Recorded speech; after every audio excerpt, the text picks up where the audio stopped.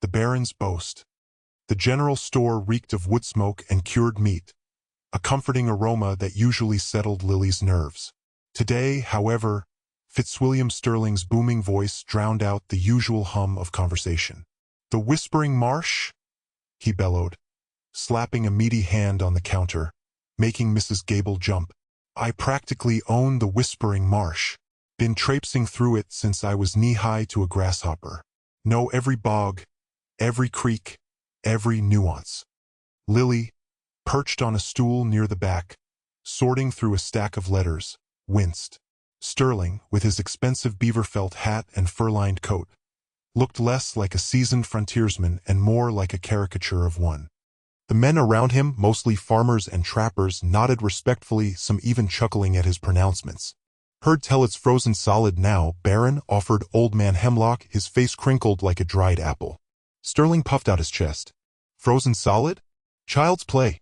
I could drive a wagon train across it blindfolded." He winked at Mrs. Gable, who offered a weak smile in return. "Just need to know where to step, that's all. And I, my friends, know exactly where to step." Lily bit back a retort. She knew the marsh. Her father, Elias, had taught her its secrets from the time she could walk.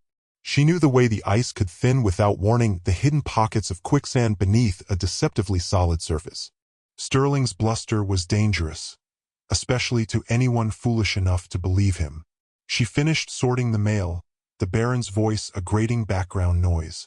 She grabbed her satchel, the leather creaking softly, and slipped out the back door. The crisp winter air was a welcome relief.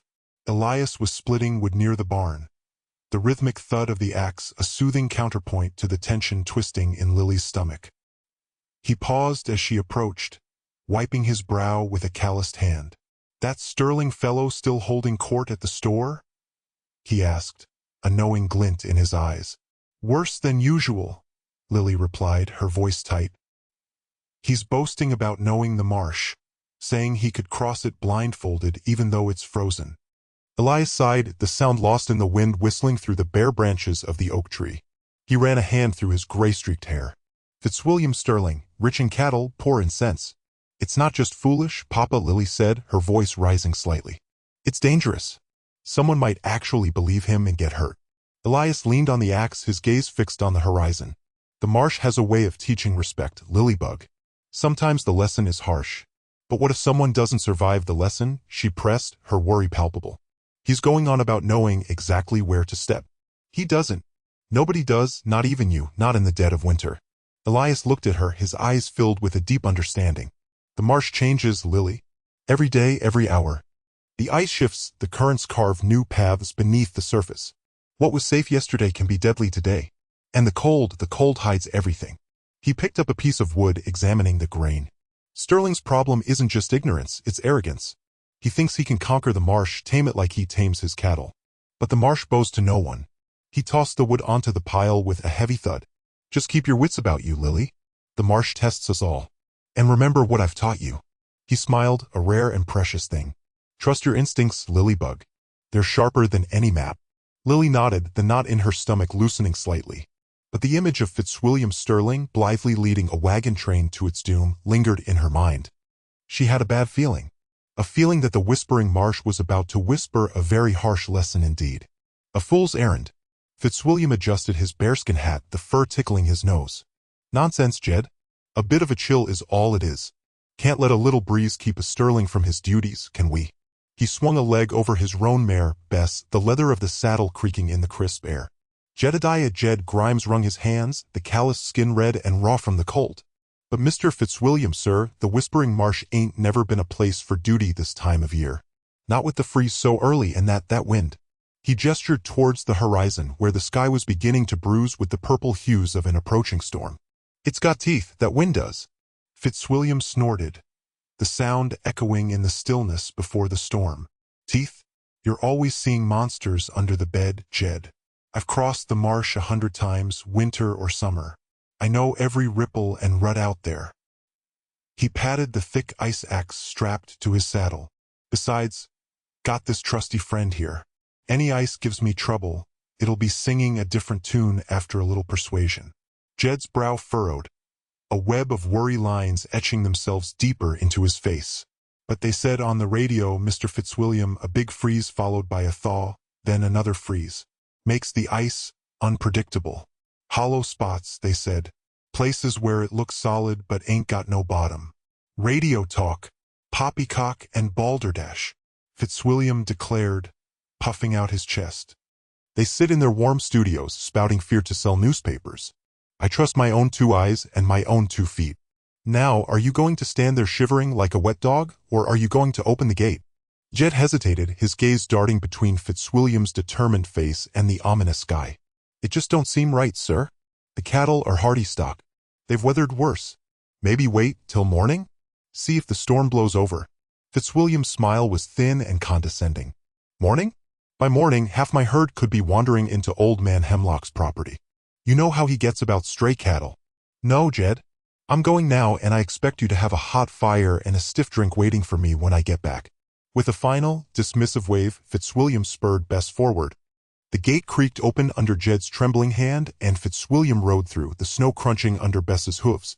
He didn't look back, his shoulders squared, a picture of unwavering confidence against the gathering gloom. Jed watched him go, the knot in his stomach tightening with each step Bess took towards the frozen marsh. The wind picked up, swirling snow around his boots, and he pulled his threadbare scarf tighter around his neck. He opened his mouth to call out again, to plead with Fitzwilliam to reconsider, but the words caught in his throat. He knew it was useless. Fitzwilliam Sterling was a stubborn man, convinced of his own infallible wisdom. As Fitzwilliam disappeared into the swirling gray of the approaching storm, Jed closed the gate with a heavy heart. He couldn't shake the feeling that he was witnessing more than just a foolish errand. He was witnessing a disaster in the making. The Whispering Marsh had claimed many a foolhardy soul, and Jed feared Fitzwilliam Sterling was about to become its latest victim. He hurried towards the warmth of the ranch house, the image of Fitzwilliam swallowed by the storm seared into his mind. All he could do now was wait and pray. The blizzard's grip. The Whispering Marsh lived up to its name, a sibilant lament Fitzwilliam had previously written off as mere wind song through the reeds. Nothing to fret about, Bess, he'd assured his mare, a comforting pat to her neck with a gloved hand his only support. How wrong he'd been. Catastrophically. One moment, the feeble afternoon sun, a watery coin behind dissolving cloud, gilded the frigid expanse. The next, the world was devoured. A white maelstrom erupted, a ravenous beast of ice and snow that stole the horizon, shrinking existence to a disorienting swirl. Visibility cratered.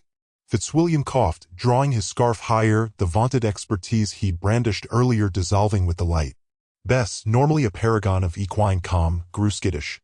She tossed her head, her breath puffing in ragged clouds, and sidestepped with mounting unease. Steady, girl, Fitzwilliam urged, his voice a strained thread against the escalating tempest. He tightened the reins, but Bess was beyond the reach of gentle words. The squall had unearthed something feral within her, a terror mirroring his own, unacknowledged.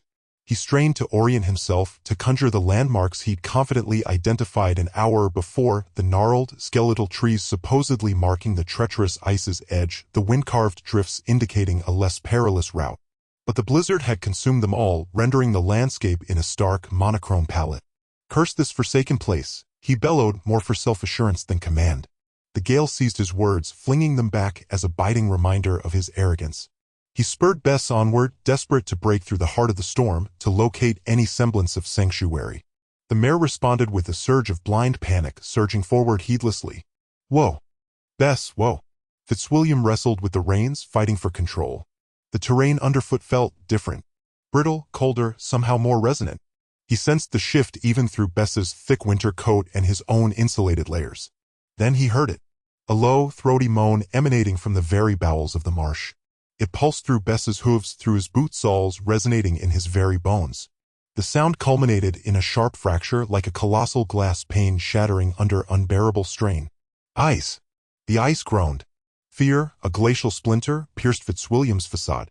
He knew with a sickening certainty that the ice beneath them was destabilizing, succumbing, ready to yield. This wasn't a breeze.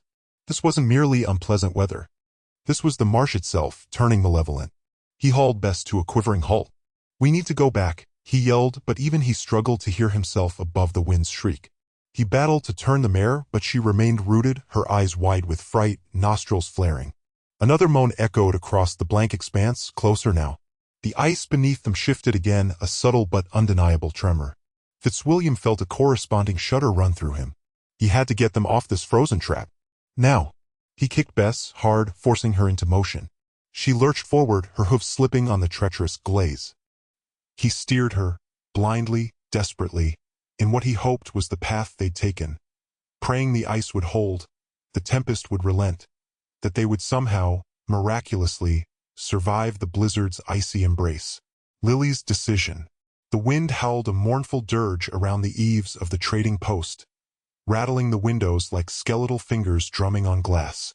Lily peered through the frosted pane, the swirling white a dizzying ballet. It had been hours since Fitzwilliam had stomped off, declaring his intention to find that blasted bridge himself. Hours, and the blizzard had only intensified. A knot of unease tightened in Lily's stomach. It wasn't just the storm. It was the silence. Fitzwilliam, for all his bluster, usually filled any space with a booming monologue. Now, there was nothing but the wind's shriek and the nervous chatter of the other villagers huddled near the stove. She scanned the faces, searching. Mrs. Abernathy nervously knitted, her needles clicking a frantic rhythm. Old Man Hemlock chewed his pipe, eyes glazed over with a familiar blend of stoicism and fear. But Fitzwilliam's florid face, usually radiating an indignant glow, was conspicuously absent. Lily pushed away from the window. "Where's Fitzwilliam?" she asked, her voice barely audible above the wind. Mrs. Abernathy's needles stuttered. He went out a while ago, dear. Said he'd be right back." Lily's unease solidified into cold certainty. He wouldn't stay out this long in this weather. Not without saying something. She found Elias sharpening his axe near the back. The rhythmic scrape of steel against stone was the only sound that seemed to cut through the storm's fury. He didn't look up. He knew. "Papa," Lily said, her voice firm despite the tremor in her chest. "Fitzwilliam's gone. He's been gone too long." Elias sighed, the sound heavy with resignation. He set the axe down, the clang muffled by the thick snow piled against the walls. "I feared he might do something foolish. I have to go after him." Elias finally looked at her, his eyes, usually so warm, clouded with worry. "The marsh is a death trap in this storm, Lily. You know that. He doesn't know it like we do. He'll be lost, disoriented, or worse." Lily met her father's gaze, her own unwavering. "I know the risks, Papa, but I can't just sit here and wait." A long silence stretched between them, broken only by the wind's relentless howl. Lily could see the internal struggle etched on her father's face, the fear for his daughter battling with his understanding of her unwavering sense of responsibility. Finally, Elias nodded, a flicker of pride in his eyes. "Take the hammer," he said, his voice rough with emotion. He reached into a chest and pulled out a heavy, iron hammer, its head worn smooth with years of use. "Use it to test the ice. Every step. Don't trust anything you can't see clearly." Lily took the hammer, its weight familiar and comforting in her hand. It was more than just a tool. It was a legacy, a symbol of her father's knowledge and her connection to the marsh. "I will," she promised. She pulled on her warmest furs, the familiar scent of wood smoke clinging to the thick pelts. She wrapped a scarf tightly around her face, leaving only her eyes exposed. The trading post door creaked open, and a blast of icy wind nearly knocked her off her feet. The marsh was a white void, the horizon swallowed by the swirling snow. Lily took a deep breath, the frigid air stinging her lungs. She could barely see a few feet in front of her, but she knew the marsh. She knew its hidden paths, its treacherous currents, its shifting ice. Fitzwilliam's tracks were already fading, but she could still discern the deep, uneven impressions in the snow. He was heading towards the black mire, the most dangerous part of the marsh, a place where the ice was thin and unpredictable. Lily started forward, the hammer held high. The wind buffeted her, trying to push her back, to force her to turn around. But she pressed on, each step deliberate, each swing of the hammer a prayer for safety and a promise of rescue. The fate of a blustering cattle baron, and perhaps more, rested on her shoulders, on her knowledge, and on the rhythmic thud of her father's hammer against the unforgiving ice. Through thin ice. "Nonsense, man, sheer nonsense." Fitzwilliam boomed, his breath puffing out in white clouds. "The locals panic at the first frost. A seasoned traveler like myself knows the marsh like the back of his hand. He spurred his horse, a magnificent chestnut gelding named Regent, forward. The male runner, a wiry fellow named Silas, remained stubbornly planted, his own less impressive mare shifting nervously. "Mr. Sterling, with all due respect, I've lived here my whole life. That patch ahead, it looks different." Silas gestured with a gloved hand towards a seemingly innocuous stretch of frozen ground. The setting sun painted the ice in hues of pink and orange, masking its true nature. Fitzwilliam chuckled, a hearty, booming sound that echoed across the desolate landscape. "Different? It looks perfectly solid to me. Probably just a bit of fancy coloring from the sunset. Don't be such a worrywart, Silas. Time is money and I haven't got all day." He pressed onward, Regent's hoofs clopping confidently on the frozen surface. A few more steps and then a sickening crack. The ice splintered and gave way with terrifying speed. Regent screamed, a high-pitched, panicked whinny as he plunged through the thin surface, disappearing into the black, frigid water below. Fitzwilliam, caught completely by surprise, was thrown forward, landing chest-deep in the icy grip of the marsh. The shock of the cold stole his breath away. It felt like 1,000 needles stabbing his skin. He sputtered, choking on the foul-tasting water, thick with mud and decaying reeds. Panic clawed at him. He thrashed wildly, his heavy winter coat instantly waterlogged and dragging him down. Regent was thrashing too, his struggles only worsening the situation, further breaking the already weakened ice. "Help me!" Fitzwilliam bellowed, his voice cracking with fear. Silas, who had watched the whole disaster unfold with a grim expression, finally spurred his mare forward, cautiously approaching the edge of the broken ice. "Grab my hand, Mr. Sterling, and try to keep still. You're making it worse." Fitzwilliam, his teeth chattering uncontrollably, reached out a numb hand. Silas strained, pulling with all his might. The ice groaned ominously under the added weight. Fitzwilliam kicked, trying to gain purchase on the slippery bottom, but found only mud. With a final, desperate heave from Silas and a surge of adrenaline-fueled strength from Fitzwilliam, he managed to scramble out of the water, collapsing onto the relatively solid ice. He lay there, gasping for breath, his body convulsing with shivers. Regent was still trapped, his head barely above the water, his eyes wide with terror. Silas dismounted and, with surprising gentleness, began to speak to the horse in soothing tones. He carefully worked to widen the opening in the ice, giving the animal more room to maneuver. Finally, after what seemed like an eternity, Regent managed to struggle free, scrambling out of the hole with a spray of water and mud. He stood shivering beside Fitzwilliam, his coat plastered to his body. Fitzwilliam slowly pushed himself up to a sitting position, his soaked clothes clinging to him like a second skin. The wind, which had been a gentle breeze, now felt like a razor-sharp knife, slicing through him. He looked around, a dawning horror spreading across his face. His saddlebags, containing his food, his extra clothes, and his precious map, were gone, lost to the depths of the icy marsh.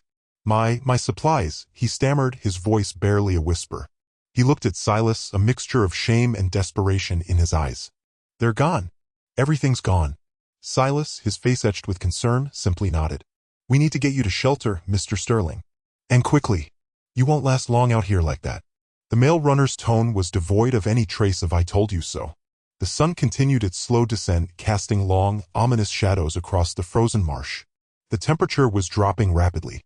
Fitzwilliam Sterling, cattle baron, was well and truly lost and now hopelessly unprepared. Following the tracks. The wind gnawed at Lily's face, flushing her cheeks a vibrant, wintry red.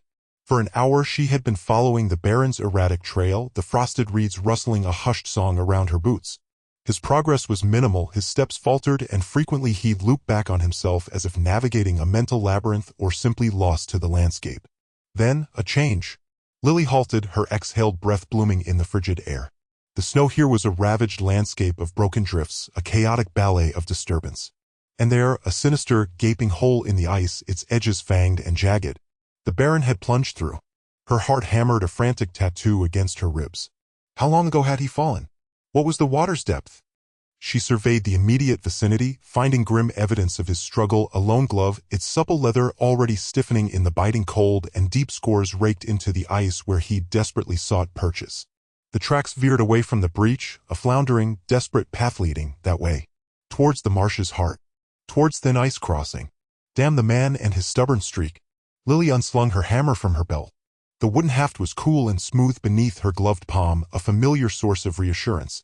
She advanced carefully towards the fractured ice, testing the surface ahead with the hammer's pole. A reassuring thud. Another. Good. This section seemed dependable enough, at least for a few steps. She moved forward in a careful, measured rhythm of appraisal and faith. Each tap of the hammer posed a question, each step offered a tentative reply. The wind keened, a mournful lament that seemed to taunt her efforts. She ignored the sound, channeling her focus into the present endeavor. The tracks, now fainter, guided her westward toward the dipping sun. Daylight was bleeding away, staining the sky with shades of violet contusions and fiery tangerine. She had to locate him before darkness fully descended, before the cold stole his final warmth. Another tap, a hollow echo, a warning. She redistributed her weight, probing the ice to her left. Solid. She skirted the treacherous patch, her movements precise and efficient. No wasted movement. No superfluous risks. She rediscovered his tracks leading toward a cluster of cattails swaying in sync with the wind's rhythm. He was heading in the correct direction, at least, but his pace had diminished markedly. The tracks resembled more of a drag than a march. He was losing strength. Lily's breath caught in her throat. She quickened her stride, disregarding the ache in her limbs, the burn in her lungs. She had to reach him soon. It wasn't solely about the Baron or the village's precarious stability. This was also about the marsh, about her duty to it, to the lifeblood it sustained. And Fitzwilliam, regardless of his awareness, was now a part of that web. The sun sank below the horizon, stretching long, gaunt shadows across the frozen expanse. The temperature plunged, the air growing razor-sharp, increasingly frigid. Lily broke into a sprint, her boots crunching on the encrusted snow. Each footfall was a silent prayer, a desperate wish. "Fitzwilliam," she cried out, her voice frail and reedy against the wind's shriek. "Baron, do you hear me?" Only the wind responded, its sorrowful cry mirroring her own desperation. She had to find him. Immediately. Ghost lights on the marsh. The gale clawed at Fitzwilliam's worn coat, a shrieking harpy intent on stripping him bare. Every blast was a frigid needle, injecting icy apathy into his bones. His toes had long since surrendered sensation, and his fingers were stiff, unyielding blocks of ice. "Accursed fin," he croaked, the wind swallowing his words. "Frozen, godforsaken mire. Yesterday's confidence felt like a cruel jest. I know this land like my own palm," he boasted, chest swelled with bravado in the tavern's cozy confines. Now the land sought to bury him alive. A hidden root tripped him, sending him sprawling into the snow. The impact stole his breath. For a moment he remained prone, the cold a seductive embrace, whispering promises of oblivion. But the memory of potential ridicule, the imagined smirks awaiting him in town, jolted him upright. Fitzwilliam Sterling wasn't one to yield. He simply reassessed. As he regained his balance, a glimmer snagged his attention. Distant, dancing lights pierced the swirling blizzard, ethereal and fragile. He blinked, ice crystals clinging to his lashes. Were they real, or figments born of hypothermia, mirages of warmth and solace? He recalled the fireside tales, murmured warnings of spectral beacons on the marsh leading hapless souls to their doom. Will-o'-the-wisps, they called them, impish spirits guiding the unwary into treacherous quicksand. He scrutinized them, desperate for a pattern, some sign of earthly origin. The lights pulsed, fading to near nothingness, then surging anew, painting the white void with a weak, amber glow. Their rhythm felt deliberate, their cadence too regular to be a mere optical illusion. A spark of hope, delicate as a moth's wing, ignited within him. It could be a crofter's cottage, a herdsman's shelter, anything offering respite from the savage weather. Even the mail runner's promised roadside hovel now seemed a sanctuary. Despair was a crushing burden, but the whisper of salvation, however faint, eased the weight. He wavered. The legends of the marsh lights were chilling, but remaining stationary, succumbing to the freeze, was a guaranteed demise. He touched his cracked lips, tasting only ice and desperation. A wager trumps certainty, he rasped, the wind snatching at his words. He took a step, then another, his frozen limbs screaming in protest. The lights beckoned, coaxing him forward. He locked his gaze on their faint radiance, striving to ignore the biting wind and the gnawing cold. Each movement was a defiant act, a refusal to capitulate. The snow deepened with every step, and the wind redoubled its assault, howling like a famished predator. His breath came in ragged bursts, and his vision swam at the edges. He stumbled again, collapsing to his knees, the cold instantly leaching through his breeches. He yearned to remain there, to surrender to the seductive numbness, but the lights, still glimmering in the distance, hauled him back to his feet. He fastened his eyes on the lights. They could be phantasms, the fevered dreams of a dying mind, but at present, they were his lodestar. They were hope incarnate. He would chase them, even if they steered him directly into the frozen heart of the marsh. He would pursue them until his last ragged breath. Fitzwilliam Sterling wasn't one to yield. He pressed on, driven by pride, dread, and a fragile, flickering ember of hope. The guiding light. The bobbing lights drew Fitzwilliam like moths to a flame, fragile promises against the oppressive dark. He stumbled forward, boots crunching on the unforgiving crust of snow, the icy air burning his lungs. Each step was a victory, a small defiance against the gnawing cold that threatened to consume him. His self-assured swagger had vanished, replaced by a desperate, primal need to reach the source of that illumination. He finally reached them. Not a roaring bonfire as he'd envisioned, but a series of delicate, intricately carved ice lanterns. Each held a flickering candle flame, casting dancing shadows on the frozen marsh grass. The artistry was breathtaking, the fragile beauty a stark contrast to the brutal landscape. He dismissed them as some fool's folly, some twisted joke played by the marsh itself. "Hello," he called out, his voice raspy and weak. The wind answered, a mournful howl that swallowed his words. He wrapped his arms around himself, shivering uncontrollably. His vision blurred at the edges, the lanterns shimmering and multiplying into a dizzying array of light. He sank to his knees, the last of his strength draining away. Then a shadow detached itself from the deeper darkness. Lily Songbird moved with a silent grace that belied the treacherous terrain. She had been watching him for some time, a silent guardian of the marsh. She carried a thick woolen cloak and a steaming thermos, her face etched with concern but her eyes steady and resolute. "You shouldn't be out here," she said, her voice soft but firm. "The marsh is not kind to those who disrespect it." Fitzwilliam looked up at her, his eyes glazed with cold and exhaustion. "Lights, saw the lights," he managed to croak out before collapsing forward onto the snow. Lily acted quickly. She knelt beside him, deftly wrapping the thick cloak around his shivering form. The warmth of the wool, combined with the faint heat radiating from her own body, seemed to jolt him back to awareness. She then carefully tilted the thermos to his lips, pouring a stream of steaming tea, infused with ginger and herbs, down his throat. He coughed, sputtered, but swallowed, the warmth spreading through his frozen limbs. "Easy now," she murmured, wiping his chin with a corner of her own shawl. He sat up slowly, leaning heavily against her. Who are you?" "Someone who knows the marsh better than you," she replied, her tone dry. "You were lucky I found you. Another hour and you would have been a frozen statue." Fitzwilliam, humbled and weak, could only nod. He looked back at the ice lanterns, a dawning understanding on his face. You made these?" "They mark the path," she explained. "The ice shifts constantly. What looks like solid ground can give way to freezing water in an instant. The lanterns show the safe way." She pointed towards a barely perceptible shift in the snow, a subtle change in texture that Fitzwilliam, in his ignorance, had completely missed. "There is a hidden causeway frozen solid. It's the only safe way to cross this section of the marsh." "But why?" Fitzwilliam asked, still shivering despite the cloak and tea. "Why help me?"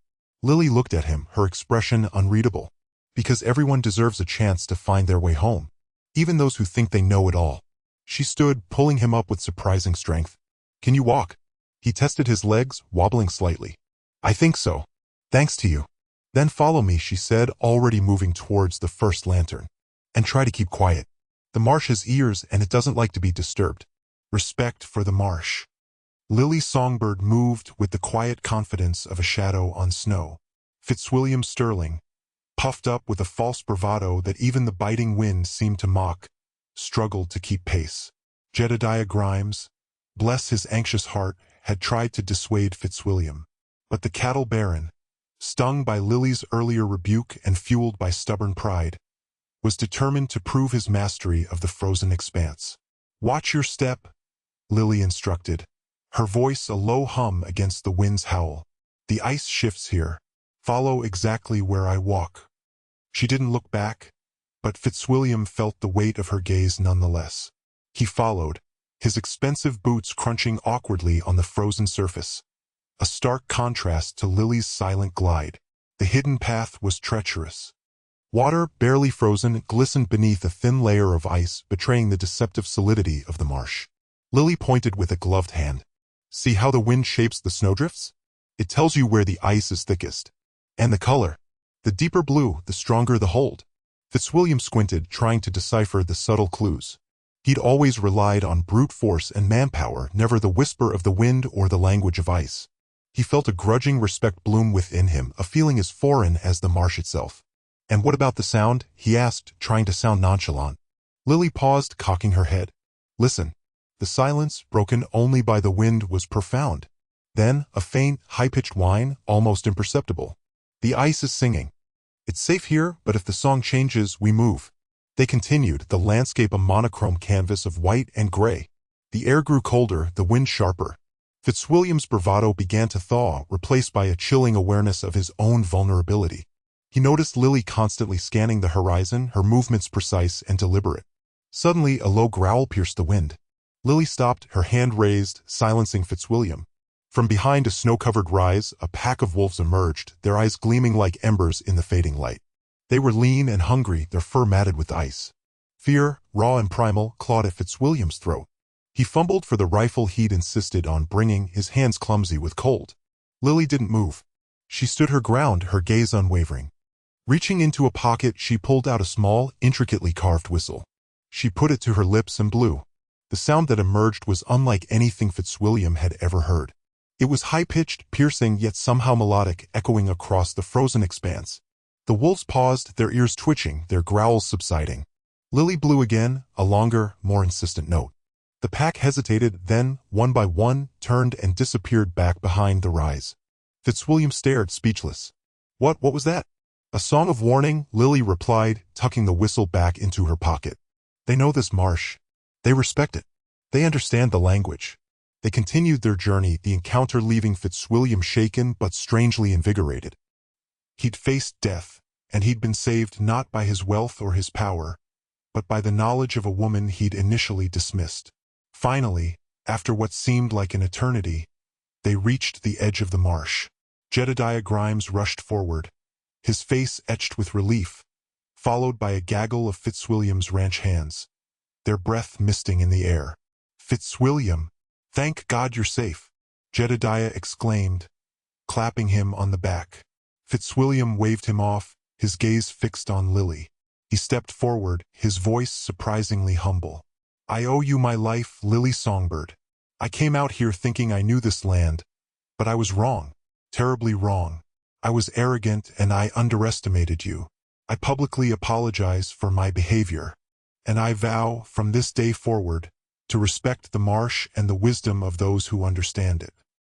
He paused, meeting Lily's steady gaze. Thank you,